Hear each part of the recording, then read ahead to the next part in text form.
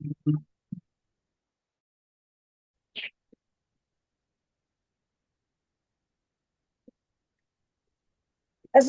warahmatullahi wabarakatuh. Om Swastiastu, Namo Buddhaya. Salam Rahayu, teman-teman. Selamat malam. Terima kasih sudah bergabung di diskusi ke 111 Temu Sejarah. Ya, jadi biasanya Temu Sejarah kemarin-kemarin kita bahas sesuatu yang agak serius, sesuatu yang mungkin menguras pikiran. Sekarang kita pengen bahas sesuatu yang ringan-ringan aja ya, yang santai-santai aja. Kita bahas terkait jalan ke makam gitu. Kebetulan kita sudah kedatangan dari seorang konten kreatornya Makam Indo. Mungkin teman-teman juga banyak yang follow ya, karena kalau misalnya aku lihat di Instagram banyak banget nih teman-teman yang follow akun beliau juga. Dan memang kalau misalnya kita kepo-kepo sama Makam Indo ini, banyak sekali ulasan-ulasan terkait tokoh-tokoh yang memang ada di Indonesia gitu ya, yang kemudian juga dikupas terkait sejarah kehidupannya. Tapi kalau ngomongin soal makam, tentunya bukan cuman oh ya udah tempat peristirahatan terakhir, tapi tentunya karena tokoh-tokoh besar, mereka juga punya peran gitu, mereka juga punya sesuatu yang bisa memberikan kita refleksi kalau misalnya kita datang. Nah, di malam hari ini tuh kita pengen mencoba menggali lebih lanjut nih perjalanan dari Kak Jaya sendiri sebagai seorang content creator, apa aja sih yang dipelajari selama datang ke makam-makam itu, terus juga kaitannya sama sejarahnya seperti apa gitu ya. Dan mungkin ini juga edisi spesial ya, karena sebelumnya Kak Jaya ini belum pernah muncul sepertinya di publik ya. Jadi ini adalah first time gitu. Terima kasih banyak ya Kak Jaya ya sudah mau sharing di malam hari ini. Halo Kak Jaya. Halo, Sehat, aman, terkendali ya Kak ya. aman, aman. Iya, meskipun tadi katanya ini lampunya mati karena emang kayaknya cuaca yang tidak menentu, kemudian juga dan lain-lain. Jadi banyak hal-hal, tapi mudah-mudahan diskusi kita tetap bisa berjalan dengan baik teman-teman gitu. Tadi seperti yang sudah aku sampaikan, di malam hari ini kita ngobrolnya 1 jam dari jam 8 sampai jam 9 malam. Jadi kalau misalnya teman-teman punya pertanyaan, nanti bisa raise-kan aja ya, nggak usah nunggu dulu aku menanyakan semuanya gitu. Jadi kita ngobrolnya lebih fleksibel aja. Oke, kita langsung kepo-kepoin aja deh soal Kak Jaya. Aku pengen tahu dulu nih Kak, dari pertama kali kakak ini tertarik bikin akun makam Indo, itu awalnya kenapa sih? Apakah memang dari dulu itu pecinta makam gitu, atau ada apa di baliknya? Nah, di pada awalnya itu sebenarnya dari sejak saya kecil, saya tuh paling takut sama hal-hal kematian.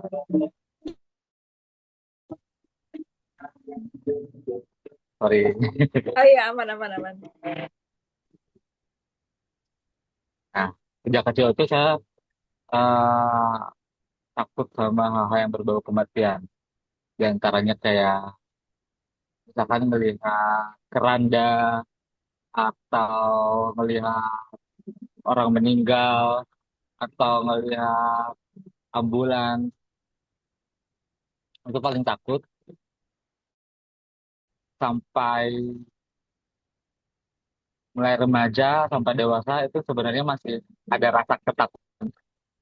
Cuman di balik rasa takut itu anehnya kalau ke pemakaman atau ke kuburan itu tuh saya suka merasa kayak kos menyenangkan gitu, seru gitu ngelihat nama-nama yang tertera di nisan itu kayak dia tuh lahirnya tahun berapa, meninggalnya tahun berapa, dan suka penasaran aja waktu mereka hidup tuh seperti apa karena mau gimana pun kan mereka tuh pasti pernah hidup ya gitu. Nah, ini perasaan seperti itu sampai pada akhirnya eh di tahun 2022 itu kan COVID ya. Nah, waktu COVID itu saya tuh terpaksa dipindahkan eh, dipindah tugaskan untuk kerja di kota Cianjur. Nah, di Cianjur itu saya ketemu dengan eh, teman kerja juga, cuman dia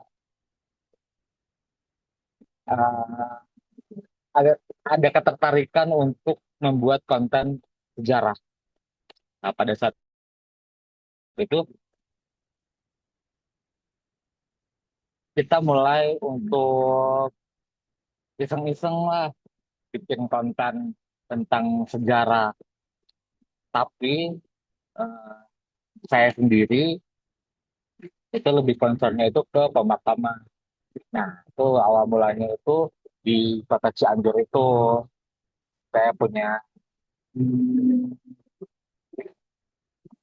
ide untuk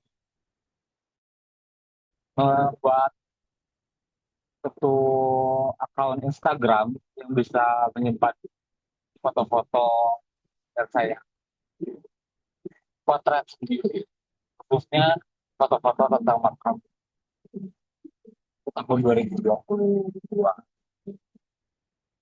Nah, makam pertama yang saya posting di Instagram itu adalah makam Bupati Cianjur ke-10 itu Prawira Dirgajatwa. Itu kan dia itu Bupati Cianjur, pemilik dari rumah Bumi Ageng Cikidang. Kalau teman-teman pernah dengar, nah itu tuh dari Prawira Dirgajatwa. Nah, sejak saat itu rasa penasaran saya tuh semakin menjadi-jadi gitu kayak kalau misalkan ini makam Bupati ke-10 berarti ada makam Bupati ke-9, 8, ke-7, ke-6 sampai Bupati pertama atau Bupati ke-11, ke-12. Nah, pada saat itu ya mulailah eh, menelusuri makam-makam selanjutnya.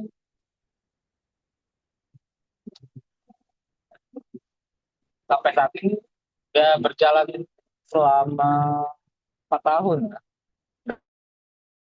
Gak kerasa sih. Ya awal mulanya di Cianjur di tahun 2023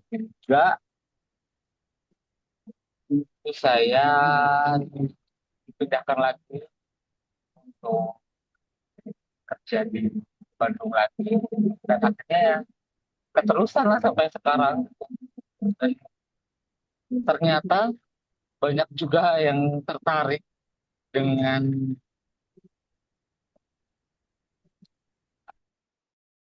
akun yang membahas tentang lokasi-lokasi makam tokoh-tokoh besar ini ya. Kalau untuk nama sendiri, kenapa milih nama makam Indo? Sebenarnya nggak ada, nggak ada maksud apa-apa sih. Lebih ke ya udah, sesimpel itu. Karena ya yang saya sharing itu kan ya benar-benar makam tokoh Indonesia gitu. Jadi ya sesimpel itu sih. Itu sih paling kak. Kalau misalnya dari sekian banyak perjalanan nih, kan mempelajari banyak tokoh juga, itu ada kisah apa sih mungkin di pemakaman mana atau tokoh apa yang setelah mencari tahu ternyata punya perjalanan yang membekas gitu?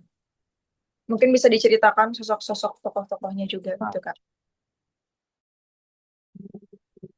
Nah, di Cianjur itu kan lumayan banyak ya. Kayak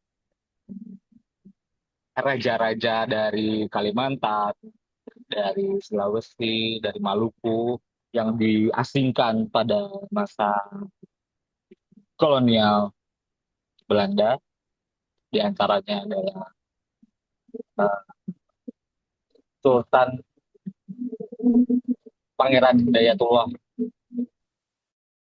Itu adalah eh, Sultan dari Banjar, Kalimantan Selatan. Nah, beliau itu diasingkan oleh Belanda ke Cianjur sampai akhir hayatnya. Nah, di Cianjur itu Pangeran Hidayatullah akhirnya dimakamkan di lokasi yang sekarang berada di Jalan Pangeran Hidayatullah juga. Di jalan itu dinamakan Jalan Pangeran Hidayatullah. Itu ternyata ya menarik gitu. Kayak, oh ternyata banyak toko-toko di luar kota tersebut yang dimakamkan di itu gitu. Kayak di Cianjur ada makam Sultan Kalimantan. Atau misalkan di Jakarta ada makam Sultan Bima. Di Kalibata ada makam Sultan dari Pariaman. Nah, hal kayak gitu tuh kayak menarik aja sih untuk ditelusuri backgroundnya tuh kenapa sih mereka tuh sampai bisa dimakamkan di situ di kota itu. Padahal ya mereka tuh pada saat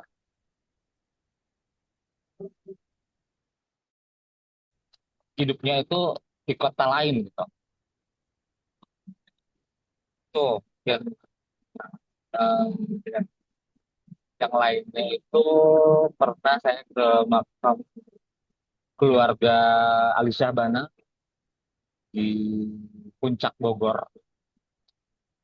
Itu lumayan menarik karena lokasi pemakamannya itu di villa keluarga, Kak. Jadi pada saat saya mengunjungi makam keluarga Ali Syahbana itu, yang dikenal sebagai salah satu keluarga paling intelektual di Indonesia, saya itu harus eh, harus minta izin dulu ke satpam yang ada di villa tersebut, gitu. Menjelaskan tujuannya untuk apa, tahu dari mana dan segala macam. Nah, pada akhirnya si satpam itu pun yang mengizinkan. Terus salah satu yang paling nggak bisa dilupain sih karena ya kayaknya itu udah masuk ke lingkungan private ya Kak. Tapi ya, bersyukur sih bisa masuk ke lokasi pemakaman keluarga Ali Syabana. Dan ya selain itu ya masih banyak lagi sih hal menarik yang saya alami dari penelusuran makam-makam ini Kak. Cuma salah satunya yaitu Hmm. Kalau paling jauh gitu, kemana nih Kak. Kak? Ke Jawa Tengah atau Jawa Timur juga buat explore. Untuk saat ini sih yang paling jauh saya baru nyampe ke Magelang ya Kak. Magelang, Jawa Tengah. Itu di situ kan ada makamnya Ratu Horor Indonesia di sana. Oh, hmm. Nah, itu sih paling waktu itu saya pergi ke Jogja ya. Dan nggak jauh dari situ ya. Saya mampir dulu lah ke Magelang. Itu baru nyampe situ sih Kak yang paling jauh. Nah, kalau untuk di Bandung, Jakarta ya udah hampir semua sih Kak. Nah, udah 1.000 lebih ya makam Banyak. yang saya tuh. Hmm. Tapi ini kalau dari berbagai makam begitu yang arsitekturnya itu paling unik gitu di antara semua yang paling Kak Jaya ingat itu di makam mana aja Kak? Kalau untuk arsitektur, hmm,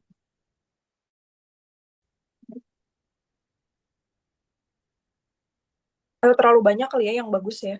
Jadi terlalu susah. banyak ya kayak Mm-mm. paling ada nih di Jakarta di TPU Jati Tamburan namanya. Itu kan ya kalau tahu di situ ada mausoleum atau apa ya disebutnya itu kayak tempat menyimpan makam Ogekau. Itu tuh salah satu makam termegah di Asia Tenggara ya kalau nggak salah ya. Dan di bawah tanahnya itu ada makam suami dan istrinya. Menurut saya sih itu salah satu makam dengan arsitektur yang paling bagus ya selama saya menelusuri pemakaman itu di Jati Petamburan, Kak. Hmm. Kalau ada nggak sih Kak, kan tadi udah sempat bahas juga soal tokoh di Cianjur, kemudian juga ada beberapa yang lain. Ada nggak sosok yang pada akhirnya itu awalnya cuma lihat makamnya, terus melihat kisah perjalanan sampai ya sangat menyentuh gitu. Ada nggak sih? Mungkin sosok-sosok yang selama ini kita nggak kenal gitu ya, karena belum pernah datang ke makamnya.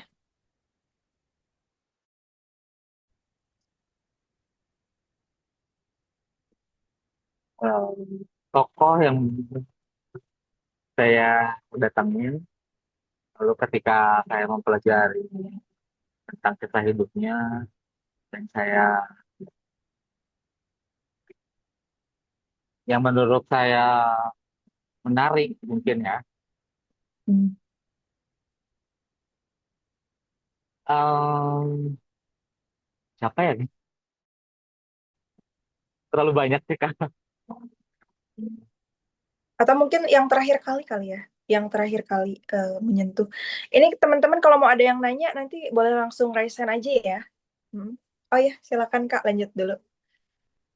Ya, lu mohon maaf ya, kalau misalkan public speaking saya kurang bagus, Nggak apa-apa, soalnya ini baru aman-aman Kak. pertama kali.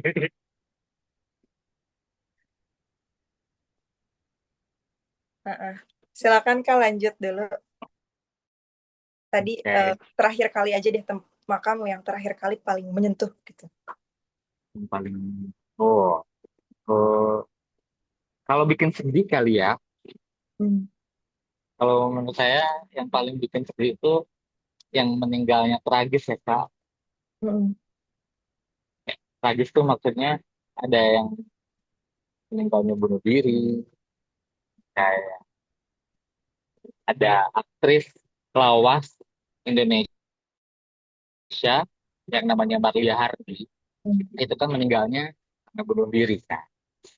Karena Hmm. uh, kabarnya beliau itu terlilit utang pada saat hidupnya. Padahal beliau itu kan seorang aktris yang pada saat itu juga banyak orang yang mengenal. Cuman dia meninggal dengan cara yang tragis karena bunuh diri. Itu makamnya ada di TPU Kartifak. Nah saya tuh kadang suka termenung gitu kan di depan makamnya orang-orang yang meninggal dengan cara tragis seperti ini, kayak ada rasa sedihnya, ada rasa eh, mana ya, campur aduk sih Kak. Hmm. Nah, selain bunuh diri ya mungkin korban pembunuhan kan banyak ya Kak.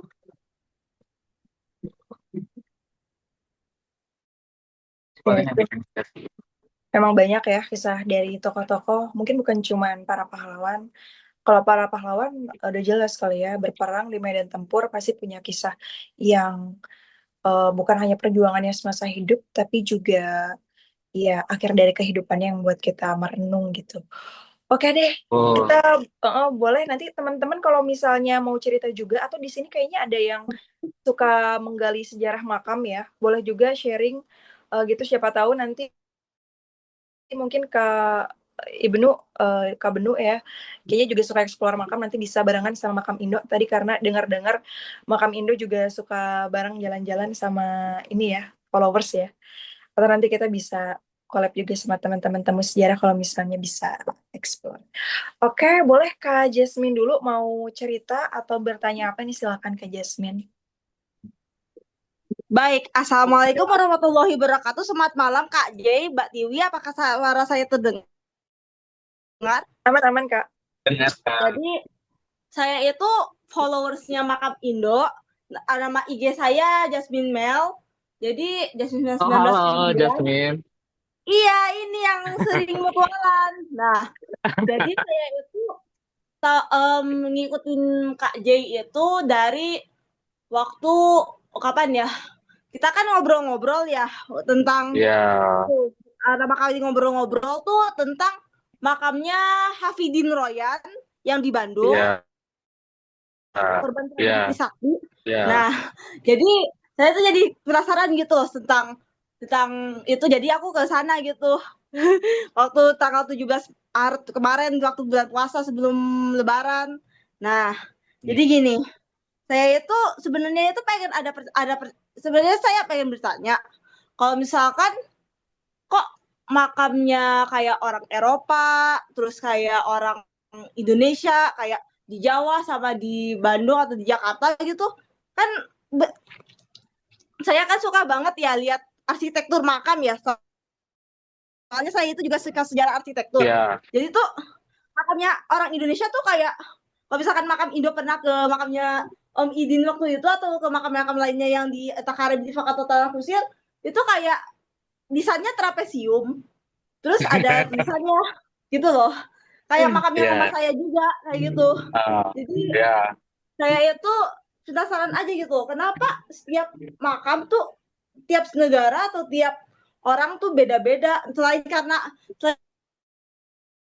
faktor agama ya. Kan faktor agama kayak aku tuh seneng banget lihat Kerkhof ya. Soalnya Kerkhof itu ya, bentuk makamnya unik gitu. Kayak di ah, film horor. Nah, ah, jadi aku tuh pernah mimpi ke makam Belanda, habis itu aku bangun-bangun jadi suka Belanda gitu. Jadi gitu oh, aja gitu. Terima kasih. ya, Silakan langsung dijawab Kak. ya, Kak Jasmine, halo. Terima kasih sudah join ya. Kita kan sering ngobrol ya di DM. Nah, untuk Iya. pertanyaannya, untuk pertanyaan tentang bentuk-bentuk kali ya, atau arsitektur makam itu berbeda-beda di setiap wilayah. Betul sekali. Itu tuh salah satu hal yang saya paling yang menurut saya menarik itu ya karena setiap makam itu punya bentuk nisan yang berbeda. Tuh, apalagi beda wilayah udah beda lagi style atau coraknya atau gayanya. Karena itu bisa dilihat dari bentuk nisannya itu sendiri. Makanya dari nisan itu tuh kita bisa melihat bahwa ternyata beda orang, beda bentuk nisan, beda budaya, beda juga bentuk nisannya. Itu berarti menandakan bahwa makam itu bukan hanya sebagai tempat peristirahatan orang meninggal, tapi sebagai monumen kehidupan. Kalau menurut saya sih, makam itu monumen kehidupan ya, karena uh, ya setiap makam itu punya gaya yang berbeda-beda, tergantung orangnya itu sendiri. Itu salah satu yang bikin saya tertarik gitu Kak. Saat ini sih saya masih mempelajari gitu. Kayak makam di daerah ini tuh seperti apa stylenya, atau di daerah lain seperti apa stylenya. Pelan-pelan makin ke sini udah makin ngerti gitu tentang alurnya atau polanya kayak di tanah kusir gitu kok. Kenapa sih di tanah kusir desainnya cuma kotak hitam gitu doang? Nah, itu menurut saya kan ada berbagai faktor ya Kak. Ya salah satunya untuk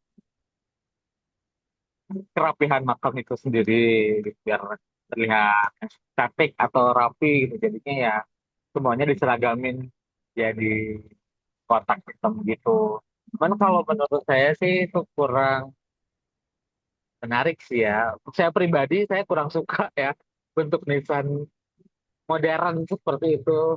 Saya tuh lebih suka nisan-nisan yang tua, yang punya ciri khas sendiri, yang punya gaya sendiri. Gitu. Jadi memang betul Kak, di setiap wilayah itu berbeda-beda. Bukan hanya wilayah, setiap orang punya jenis nisan yang berbeda-beda. Jadi itulah uniknya pemakaman Kak. Itu paling Kak Oh, Jasmine. jadi ya. Oh, jadi gitu. Ya udah. Maaf ya kalau memotong, tapi terima kasih banyak ya Kak J. Thank you. Oke, siap. Ditunggu ke Makasih. makamnya Elang Mulia Lesmana sama Hedi Hartanto ya. Ya, Makasih. oke. Oke, ternyata salah satu followersnya Makam Indo ya, Kak Jasmine ya. Siap. Terima Iya, kasih. Kak. Berikutnya ke Kanasta Mahardi. Boleh di Kanasta. Ya, makasih Kak Tiwi. Suara saya masuk. Ya, ya, masuk Kak. Ya, jelas, Kak. Ya, halo Kang Jai. Saya Nasta dari Solo. Halo. Kebetulan soal makam-makam itu saya tertarik juga karena beberapa kali sempat sering main ke makam-makam, terutama yang di sekitar Solo itu. Ini sih makam-makam Jawa, makam raja atau para pangeran. Nah, sebenarnya saya mau Ya, tanya hal yang mungkin agak ini ya, apa pernah rame juga soal makam-makam yang mungkin belakangan pernah sempat viral soal ya makam-makam palsu dan sebagainya itu. Sebenarnya dari Kang Jai sendiri ketika ya bergelut dengan dunia pemakaman itu pernah ada satu kejadian ketika ziarah ke makam atau sedang memposting satu konten soal makam itu pernah apa ya mendapat ya intimidasi, kecaman atau apa, karena saya sendiri waktu di komunitas itu pernah memposting satu foto atau satu konten soal makam tua dan memang itu tidak ada apa keterangan apapun. Jadi kita hanya berspekulasi dan ya mengira-ngira aja. Itu di kolom komentar itu agak lama karena gara-gara ini mencantumkan hashtag makam kuno. Itu kayak ya mungkin bahasanya kayak hati-hati nanti makamnya dibelokkan sejarahnya dan sebagainya. Dan sebenarnya dari Kang C sendiri itu gimana ya tanggapannya? Karena jujur di Jawa di dekat-dekat rumah saya itu banyak sekali kasus-kasus makam-makam seperti itu. Mungkin teman-teman yang gabung di sini juga ada pengalaman-pengalaman seperti itu. Nah itu dari Kang C sendiri bagaimana tanggapannya? Terima kasih. terima kasih. Nasta di Solo ya. Maksudnya di Solo, saya pengen banget ke Solo karena saya udah bikin list makam yang akan saya kunjungin di Solo itu banyak banget. Banyak sekali. Sekitar Solo, uh, Semarang, sampai Karanganyar. Itu sangat banyak makam tokoh yang ingin saya kunjungi, tapi sayangnya belum ada kesempatan untuk ke sana. Mungkin dalam waktu dekat ya, Mas. Untuk pertanyaan itu terkait makam yang usianya tua, ya. Tapi usianya tua, kita tuh nggak tahu sejarahnya seperti apa, itu nggak tahu makamnya siapa, karena secara tulisan juga mungkin udah nggak jelas siapa. Eh, kebetulan, kebetulan kalau saya pribadi sebelum saya posting untuk makam Indo, posting untuk makam tokoh di Instagram saya harus benar-benar tahu dulu siapa sih orang ini yang mau saya posting. Tokoh ini tuh siapa, karirnya siapa, nah, otomatis harus research dulu kan, sejarahnya seperti apa, nah, masa hidupnya seperti apa. Bahkan nggak jarang sumber dari informasi itu tuh datang dari keluarga si tokoh tersebut. Jadi kalau untuk riwayat hidup yang berpotensi untuk menimbulkan informasi yang simpang siur atau kurang jelas, sampai saat ini sih mungkin saya belum pernah mengalami ya, karena saya belum pernah posting makam yang eh, tokohnya itu belum jelas siapa. Jadi eh, saat ini sih fokus saya masih di makam yang tokoh-tokohnya itu sudah saya research terlebih dahulu gitu, Pak. Mungkin eh, untuk makam-makam tua seperti itu ada komunitas tersendiri ya, kayak kalau misalkan kakak tahu akun yang namanya Indonesia Graveyard. Nah, itu adalah salah satu komunitas yang khusus uh, mengulik tentang makam-makam yang biasanya umurnya udah tua ya.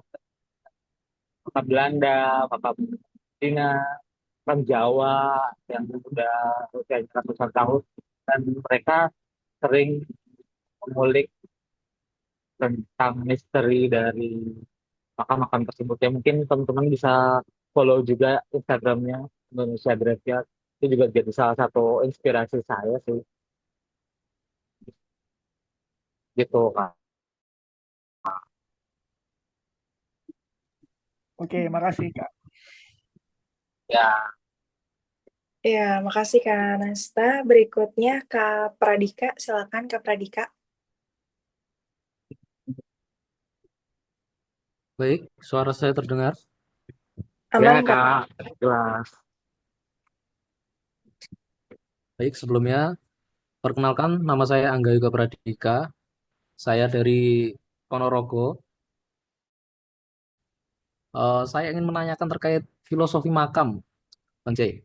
Eh, di Jawa pada khususnya, setelah Ya, periode Mataram yang Sultan Agung, itu saya lihat ya. beberapa makam pemimpin daerah itu berada di atas bukit atau di gunung. Nah, Contohnya kayak makam di Imogiri, kemudian ya, makam Adipati Mangkunegaran, kemudian ya, kalau di Magetan itu ada makam di Gunung Bancak, itu masih bangsawan Jogja. Kemudian kalau di Ponorogo itu ada makam eh, para Adipati Sumoroto. Itu apakah ada filosofi tersendiri keadaan Jawa pasca Mataram Sultan Agung sehingga makam-makam petinggi-petinggi daerah itu harus diletakkan di atas bukit. Dan apakah kalau nggak diletakkan di atas bukit itu seperti ada pantangan adat apa gimana gitu? hmm, Mungkin cukup itu. ya. Makasih Mas pertanyaan.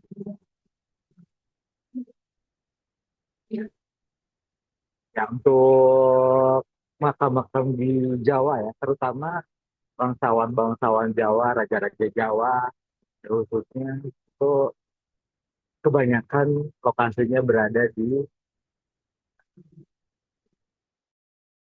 atas perbukitan ya, atau gunung. Sehingga untuk mencapai ke lokasi tersebut kita harus jalan menanjak melewati puluhan bahkan ratusan tangga untuk bisa sampai ke sana.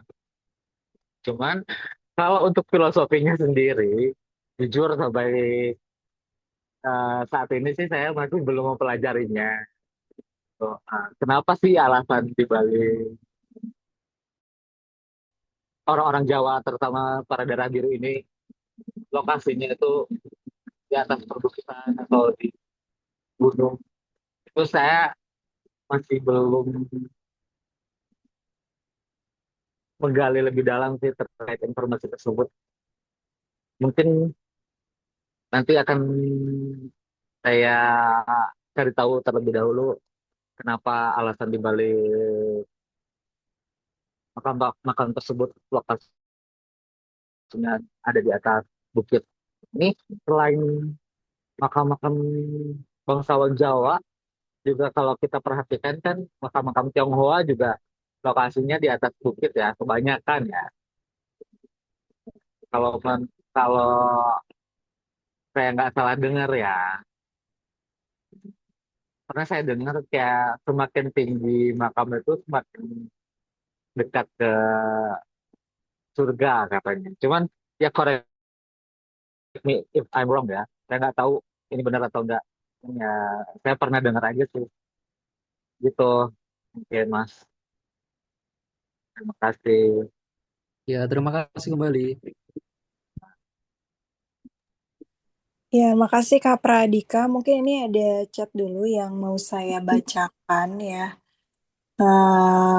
Oke, pertanyaan dari Kak Benur Stamaji. Izin tanya, apa latar belakang mausoleum makam para sultan, raja, atau elit Indo berbeda desain dengan mausoleum makam Belanda atau Tionghoa? Mengingat pekerja pendirian mausoleum tersebut orang bumi putra di bawah insinyur makam tersebut. Begitu, Kak Jaya. Gimana nih?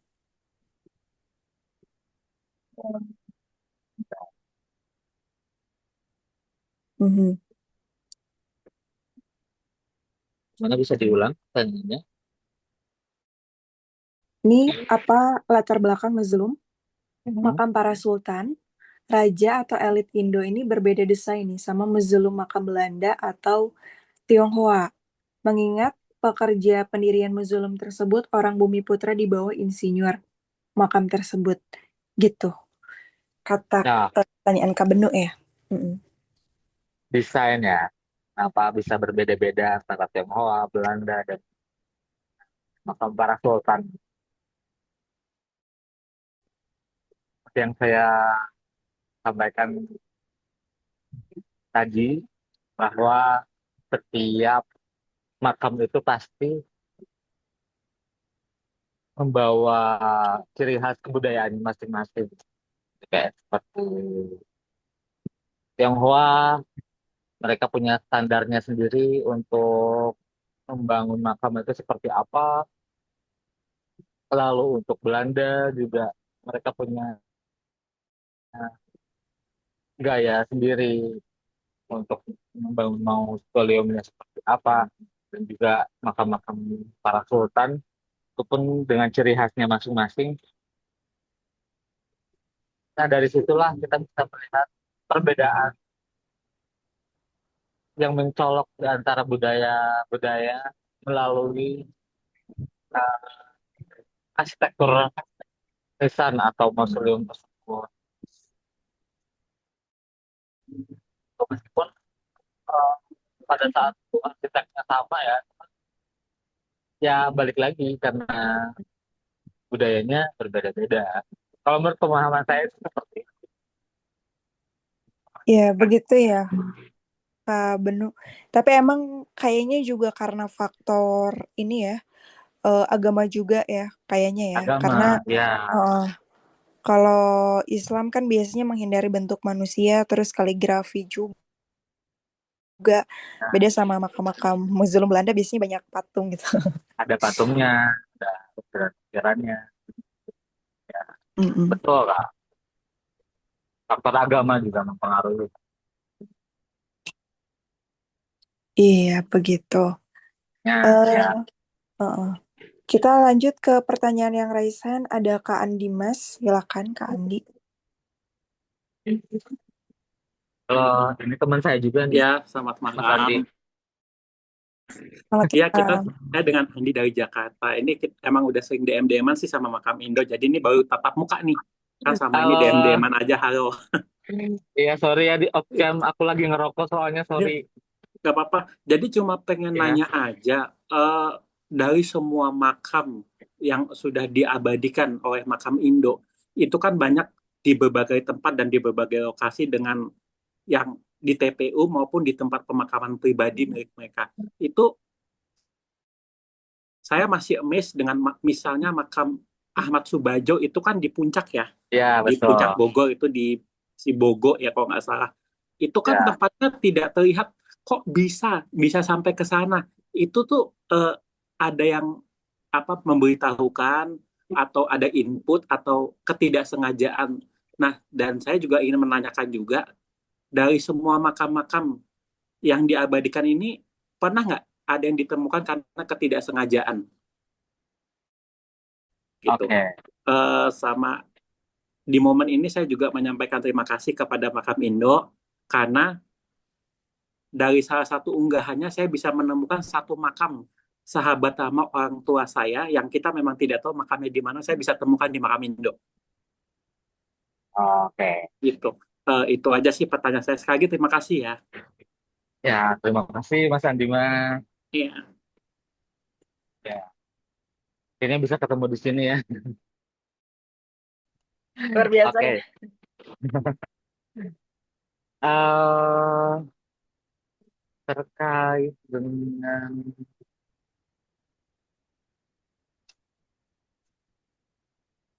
nah, kalau Mas masih dengar nggak Mas? Iya, iya. Sorry tadi pertanyaannya bisa diulang. Dari segala makam yang diabadikan itu, eh, kebanyakan dapat informasinya tuh dari, ya memang dari info-info di DM Oh atau di ya, komen, atau pernah yang ditemukan nggak sengaja nggak gitu? ya ya. Tadi sempat mention makamnya Ahmad Subarjo ya. Iya, itu kan lokasinya kan tidak terlihat ya, tersembunyi malah di Ya. tidak terlihat dari jalanan dan masuknya ke dalam itu kok bisa sampai ketemu. Oh, Itu aja sih. oke. Kalau untuk research, jadi sebelum saya mengunjungi makam tokoh yang akan saya dokumentasi, itu kan saya melakukan riset terlebih dahulu kan. Risetnya itu dilakukan dengan cara macam-macam. Cari tahunya itu macam-macam. Yang pertama yang paling umum jelas dari internet, dari kepingan berita lama yang berada di internet biasanya ada informasi makam-makam tokoh tersebut. Setelah itu, kalau misalkan udah mentok nggak ada informasi, biasanya saya cari tahu lagi ke pihak keluarganya, cari cara cara cari tahunya gimana. Biasanya ya saya pakai search-nya itu dengan nama belakang keluarganya. Misalkan mereka punya nama keluarga, ya saya search di situ, akhirnya ketemulah uh, saudara-saudaranya atau keluarganya, dan saya bisa dapat informasi dari situ. Selain itu, bisa dari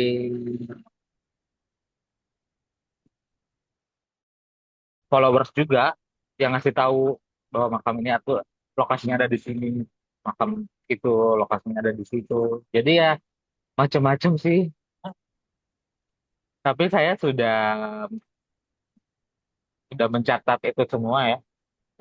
Jadi sebelum saya datang untuk dokumentasikan, saya udah bikin list bahwa misalkan di TPU ini siapa aja tokoh yang dimakamkan di sini atau di pemakaman ini siapa aja yang tokoh yang dimakamkan di sana. Gitu Mas Andi. Nah, untuk pertanyaan kedua, eh, untuk menemukan karena ketidaksengajaan itu sangat sering sekali.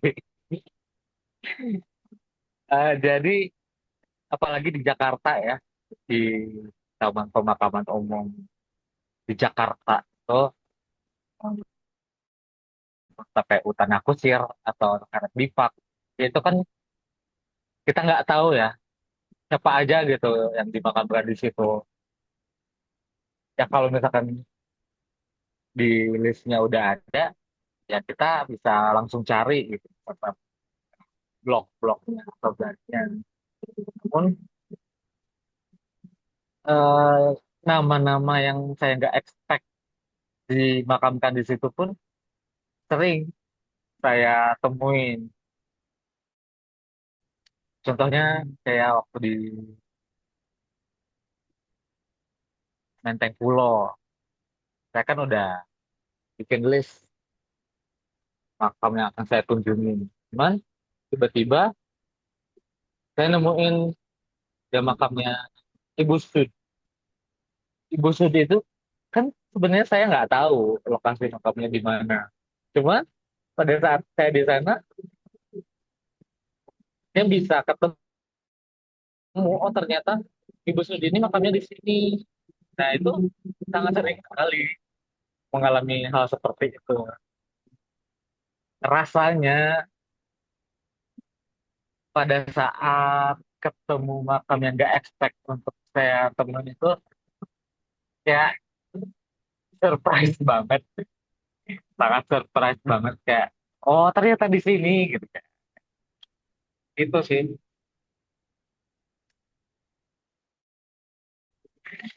Iya. salah satu Mhm. hal yang menurut saya seru sih gitu. Begitu ya Kak Andi Mas, mudah-mudahan sudah terjawab. Kita ke penanya berikutnya, ada pengguna Zoom. Gak tahu nih namanya Kak siapa, tapi mungkin nanti boleh sekalian. Halo, selamat malam, Kak. Mm-mm. Halo Ya, Kak. ya. Eh, perkenalkan nama saya Krisna. Saya sebenarnya dari ini, kalau sekarang domisili Bandung, cuman karena posisinya lagi di Belitung aja. Oke, halo. Ini, Kak, kan saya pernah sedikit cerita ya, nanti baru pertanyaan. Saya pernah ikut riset teman yang dari kementerian, kemudian dia sedang meriset di daerah Belitung itu mengenai pemakaman kerajaan yang terpengaruh oleh kerajaan Mataram. Kemudian saya lihat di nisan makam, ketika kami menemukan makam itu di atas bukit, itu ada simbol yang menurut mereka bahwa ini adalah makam memang berhubungan dengan Mataram Baru. Ah, Yang saya ingin pertanyakan, kenapa makam-makam di Indonesia kan banyak makam di Indonesia, contohnya kayak Aceh dengan Corak juga mereka selalu memakai bahan-bahan makam yang berbeda-beda. Kalau misalnya yang kemarin saya dan teman saya temukan itu mereka memakai kayu bulin.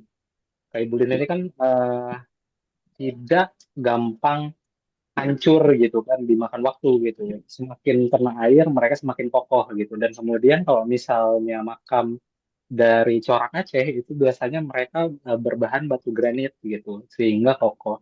Dan saya pengen bertanya ke Akang, pernah nggak Akang misalnya bertemu dengan makam-makam dengan corak yang sangat berbeda gitu? Karena corak Nusantara itu kan biasanya kalau misalnya tokoh kewalian ataupun syekh itu pasti eh, dari kalau misalnya saya dapat cerita itu dari penyebaran Islam, memang mereka rata-rata biasanya dengan kayu. Oh. Tapi kalau misalnya bangsawan Aceh biasanya mereka biasanya lebih pakai keramik untuk penanda atau misalnya dengan huruf pegon Arab zaman dulu gitu. Dan oh. dari tanggal tahunnya berapa gitu. Oh. Saya pengen tahu kalau misalnya Akang kalau misalnya sudah penelusuran di Jawa pernah tidak maksudnya menemukan yang itu eh, sangat berbeda gitu dengan penemuan-penemuan secara corak makam pada umumnya gitu. Itu aja Kang. Hmm, Terima kasih. oke, Mas Krisna. Hmm, corak nisan yang berbeda ya. Hmm,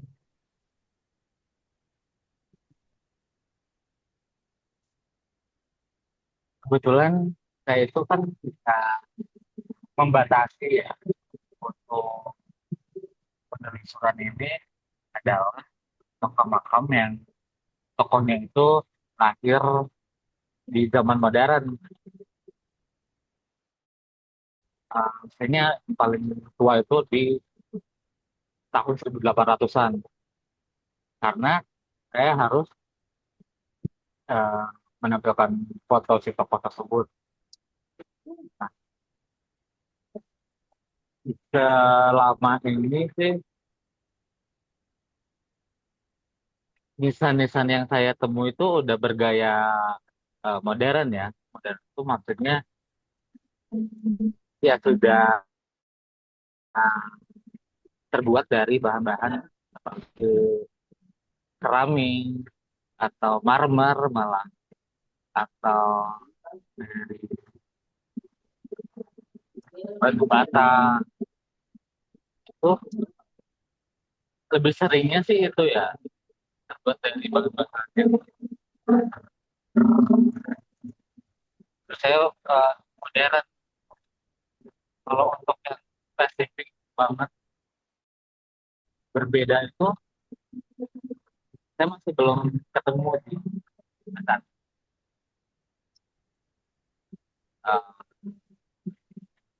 berbeda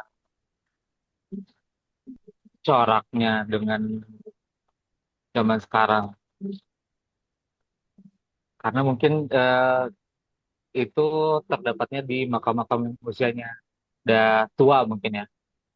Saya belum terlalu mengekspor makam-makam Oh, tua. jadi yang Akang sampai yang Menggelang itu belum pernah ngelihat makam-makam yang misalnya masih pakai dia kayu-kayu zaman dulu gitu.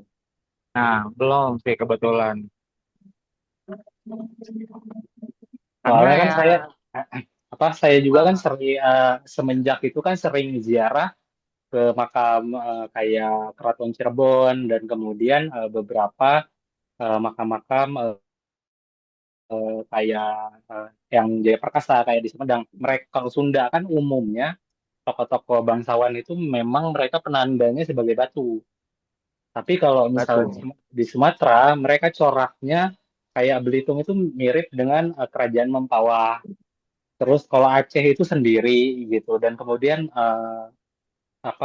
Sumatera Utara dan kemudian Sumatera Barat itu mereka punya corak sendiri-sendiri untuk penanda bahwa oh ini pernah ada gitu sebagai penanda itu aja gitu pernah di tempat ini atau masih berhubungan secara dulunya memang ada hubungan secara diplomasi atau kerajaan pada waktu itu. Kalau misal Chris dapat cerita gitu pada waktu itu. Mungkin salah satu contoh yang pernah saya kunjungi juga, pernah sudah saya dokumentasikan juga, itu kalau di TPU Karet Bipak ada makam Sultan Bima ya, yang tahun kemarin itu sudah dianugerahkan sebagai pahlawan nasional Indonesia oleh Presiden Prabowo. Kalau kita bisa lihat di situ, meskipun dia lokasi makamnya di Jakarta, di tempat pemakaman umum, namun dia masih membawa corak khas dari tempat tinggalnya yang dulu di Bima, Nusa Tenggara Barat, yaitu nisannya itu ya terbuat dari kayu. Cuman saya nggak tahu jenis kayunya seperti apa karena makam Sultan Bima yang ada di Karet Bifak itu kan dipagari juga ya. Itu, Oke. nah, dipagari dan kita nggak bisa sembarangan buka gitu di gerbangnya. karena di Gembok itu salah satu hal yang kontras ya. Kalau menurut saya kayak, oh di TPU aja, di TPU di Jakarta aja mereka masih membawa corak budayanya masing-masing gitu. Ya termasuk di makam Sultan Bima ini gitu. Nah, Oke, Kang. Terima kasih, Kang. terima kasih. Iya, terima kasih Kak. Kakak pengguna Zoom tadi aku lupa. Oke, Krisna, Mas oh iya, Krisna. Mas Krisna ya. Oke, terima kasih Mas Krisna. Ini ada Mbak Ratri Puspita. Silakan Mbak Ratri. Halo, selamat malam. Halo, Akhirnya telat, malam jadi Mbak. mohon maaf nggak tahu tadi di depan udah diskusi apa aja. Tapi ini salah satu topik yang aku tunggu sih ngomongin soal makam. Nah, aku tuh mau nanya ya, aku pernah berkunjung ke salah satu gereja tua di Kota Semarang, itu di pinggiran arah mau ke pelabuhan itu, Mas. Namanya Gereja Gedangan. Nah, di salah satu sudut gereja Gedangan itu ada nisan. Aku pikir dulunya itu di situ ada makam karena sepengetahuan aku tuh setauku biasanya di halaman gereja ya kayak kalau di Jakarta tuh di Gereja Sion itu tuh ada komplek Oh, nisan gitu. Nah, terus mungkin di gereja lain emang stylenya seperti itu, ada makam Belanda. Nah, di Gedangan barangkali juga ada.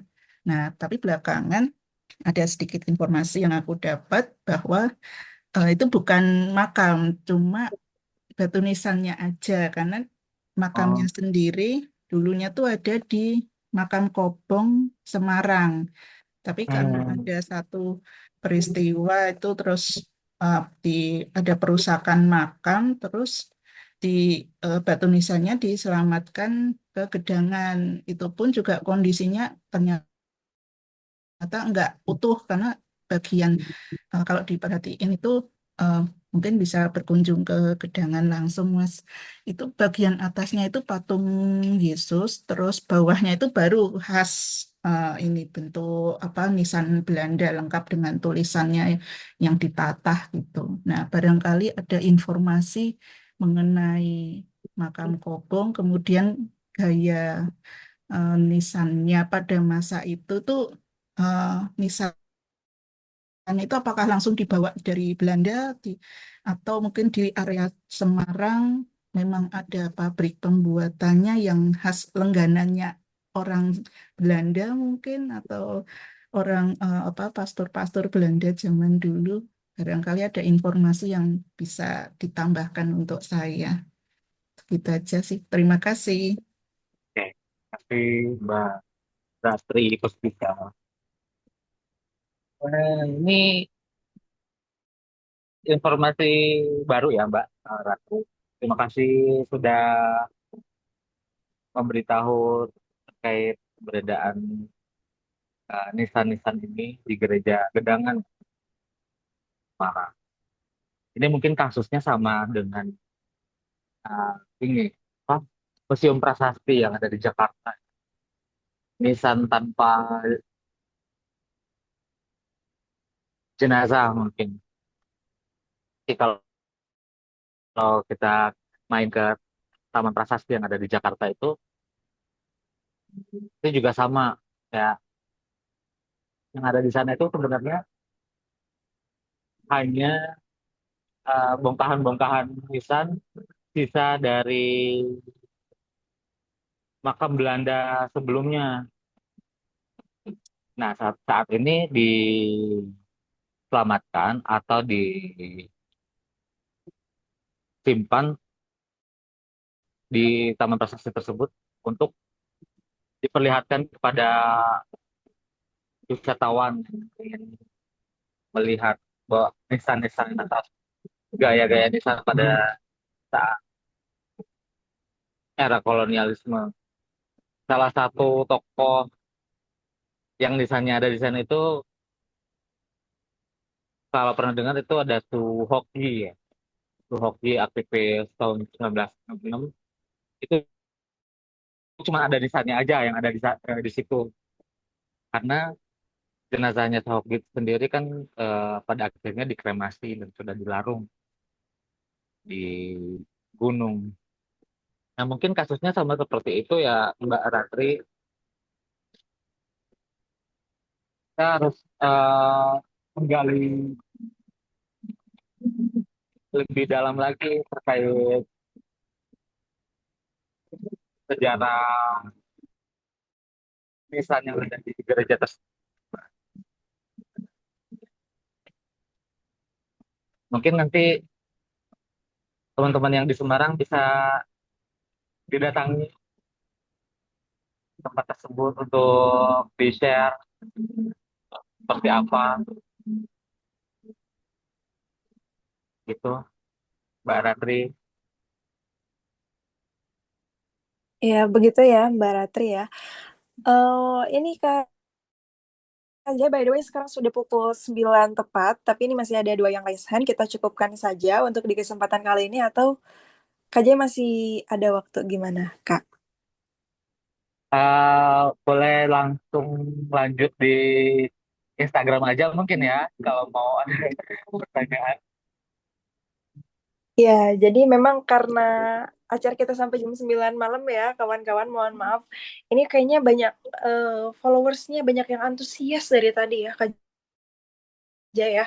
Ya, Kayaknya sudah lama kan momen-momen bisa say hi, tapi mudah-mudahan nanti bisa ada acara lagi dan KJ juga membuka ruang seluas-luasnya. Kalau misalnya memang tidak bisa di kesempatan saat ini, nanti bisa DM aja karena aman ya, selalu responsif dan dibaca dan dibalas juga.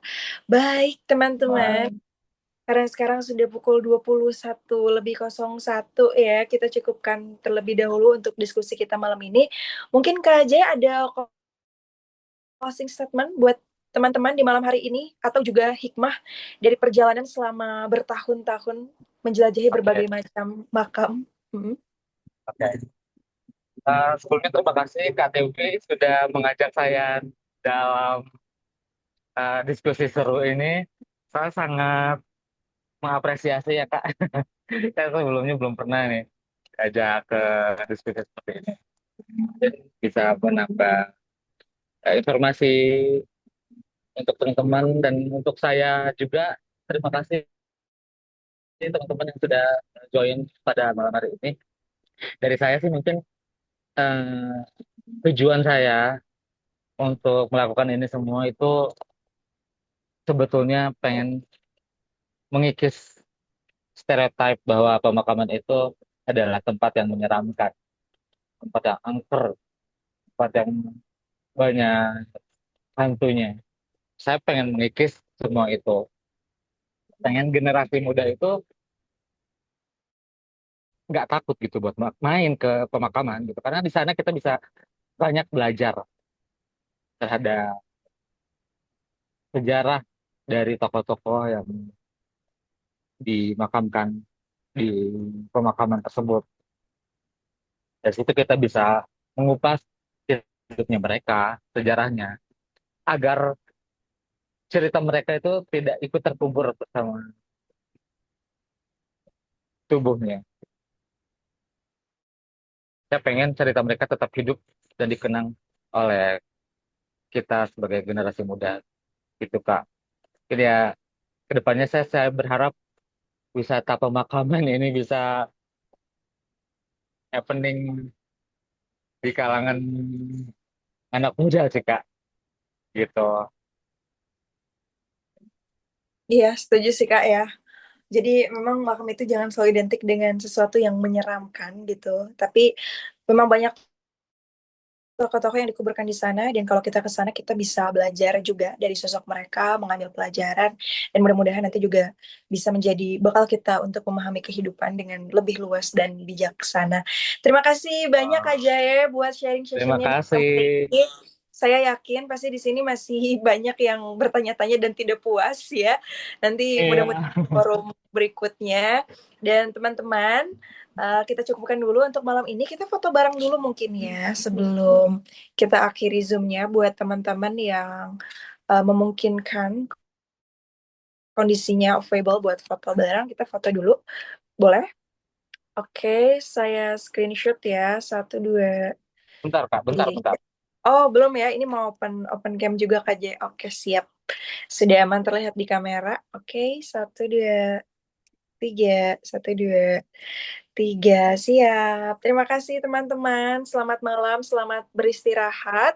Semoga bahagia selalu dan jangan lupa di Kamis depan tentunya kita masih akan berbincang di diskusi sejarah ya. Sekarang yang lebih santai, nanti pekan depan sepertinya agak lebih serius. Pokoknya pantengin terus di grup Temu Sejarah. TWK Safela pamit. Mohon maaf kalau ada salah-salah kata dan kekurangan. Kak Jaya juga pamit. Selamat malam. Wassalamualaikum warahmatullahi wabarakatuh. Bye-bye.